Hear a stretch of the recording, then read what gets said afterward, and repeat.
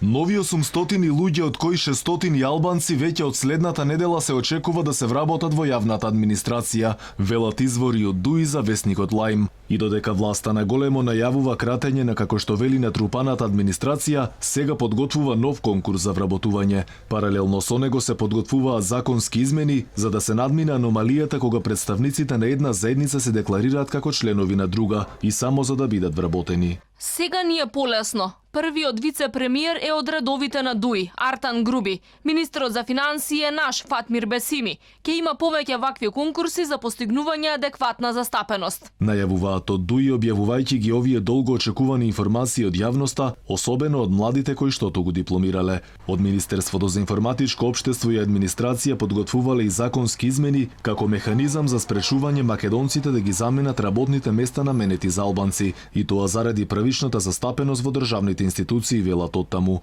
Постапката за законските измени би траела неколку месеци. Работната група во нашиот ресор подготвува измени и дополнување на Законот за државни службеници, кои според динамиката на работа се очекува да бидат готови до крајот на декември. За експертската јавност ваквиот чекор бил погрешен и можел да донесе големи последици. Сериозно треба да се размисли за последиците, бидејќи некој ќе ви одговори, мој колега од западното општество, дека ако е нацијата имагинарна заедница, секој може да се декларира како сака, па дури и да ја менува етничката припадност. Колку за подсетување, нешто повеќе од 1300 работници по рамковен договор седат дома, земаат плата. Претходно од власта најавија дека тие ќе се распоредат во целиот јавен сектор и дека процесот ќе траел неколку месеци.